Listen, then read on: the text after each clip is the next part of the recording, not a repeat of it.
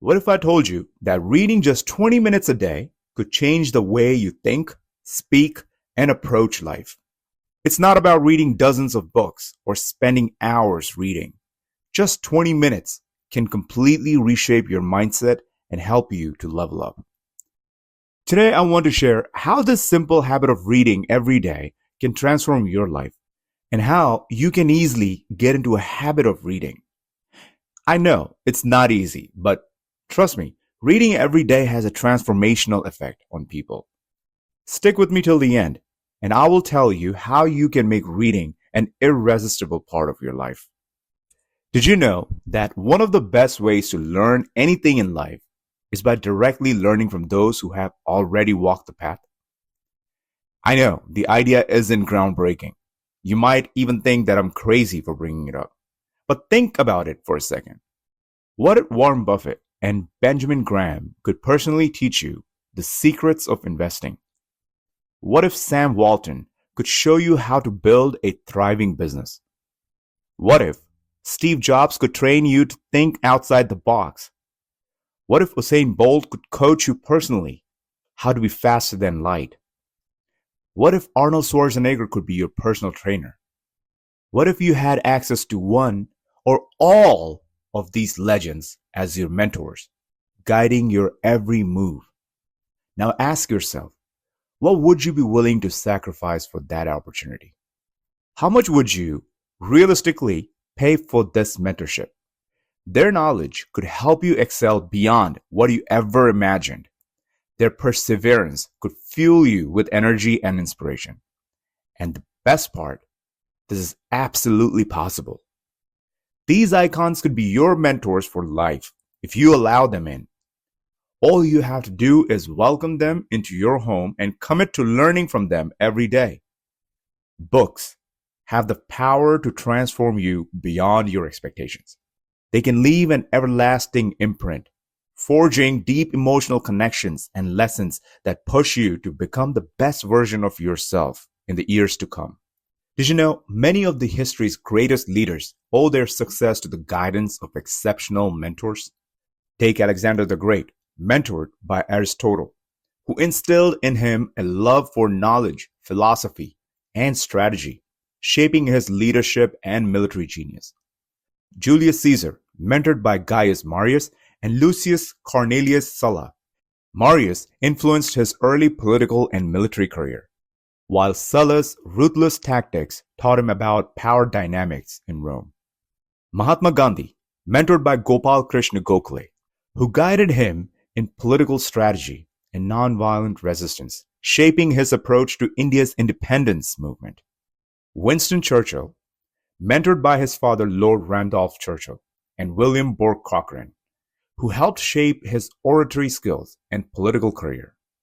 Martin Luther King Jr., mentored by Benjamin Mays, a theologian and activist who influenced his philosophy and nonviolence and civil rights leadership.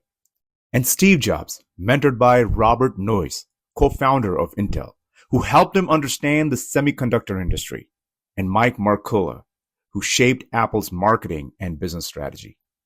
Now imagine the wisdom waiting for you within the pages of books written by these and other great minds. The greatest thinkers, innovators, and leaders of history are ready to share their secrets with you. The only question is, will you let them in? And even now, I understand that reading is not easy for many of us. It's boring, it's long, and it takes patience to sit down and read a book. But in just few minutes, I will show you how you can make reading an enjoyable and a very irresistible part of your life. But before that, I want to get into some hidden benefits of reading that really no one talks about. The first one is obvious. We just spoke about it. The lifetime mentorship. As we established already, one of the greatest benefits of reading is access to expert guidance. See, you probably don't realize it, but most experts want to share their knowledge with future generations.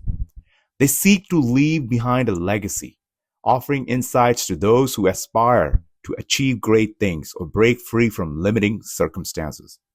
The most powerful way these pioneers can reflect on their journey and provide deep and personal insights is by writing their own books. Another benefit of reading is how our brain restructures from it. Reading physically reshapes the brain by strengthening neural connections and forming new ones. When you learn something new, like from a podcast, your brain forms temporary neural connections in the hippocampus. But without reinforcement, that information fades away. Books provide deeper understanding and repetition, strengthening these connections and stimulating neurogenesis, the growth of new neurons. This enhances the problem solving, cognitive flexibility, and critical thinking skills. In short, reading isn't just about gaining knowledge. It rewires your brain for continuous growth. And here's something more interesting.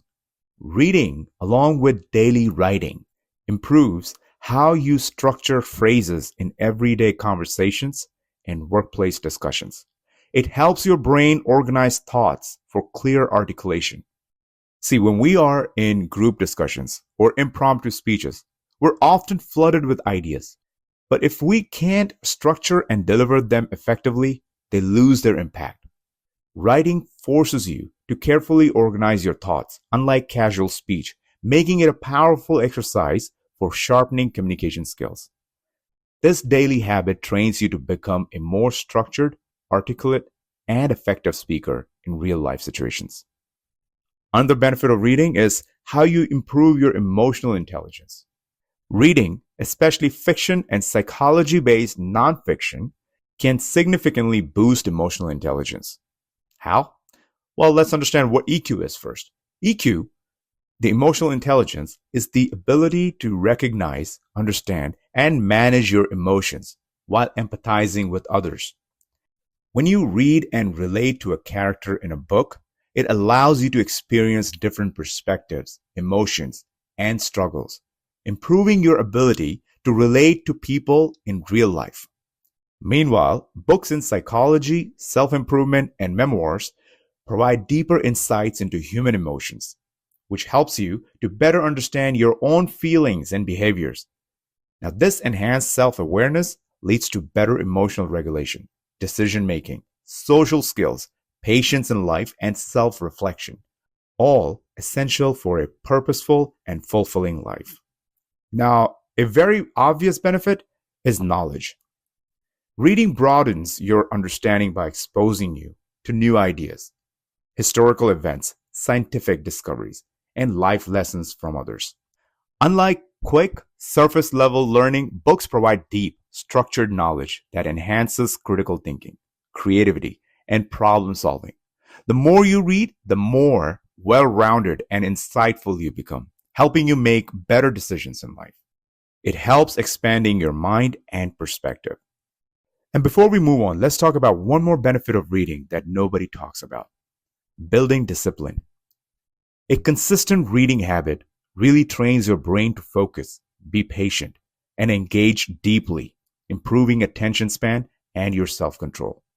Unlike the instant gratification of social media, reading requires effort and perseverance, reinforcing a mindset of continuous learning.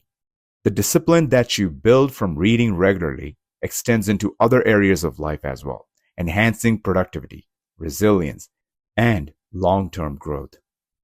So I hope one or some of those benefits that I just discussed resonates with you or motivates you to pick up a book and start reading every day. Now, for those people who still have a hard time sitting down with a book, let's focus on how to implement reading in our life. The number one thing you want to do is find your interest. What topics genuinely interest you? Is it politics, business, self-improvement, science, or psychology? An easy way to figure this out is by checking your YouTube history. Trust me, what types of videos grab your attention? And if you're still unsure, start with a well-known book from any field and explore. Personally, I'm drawn to autobiographies and psychology books because they offer insights into how successful people navigate life. They remind me that no one has a perfect life. Growth comes from continuously working on yourself and embracing the challenges around you. I also enjoy reading psychology books. They help me understand how the mind works, revealing how subtle behavior shifts can shape the trajectory of our lives. With this knowledge, I make more conscious decisions instead of letting life just happen to me. Number 2, read only for 10 to 20 minutes a day. Seriously, don't aim for more than 20 minutes. Just be consistent with 20 minutes.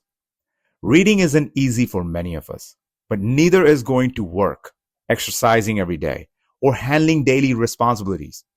However, just like those activities bring balance to our lives, reading offers clarity and a better perspective on our world. And you might think that 20 minutes isn't much, but the compounding effect is what matters.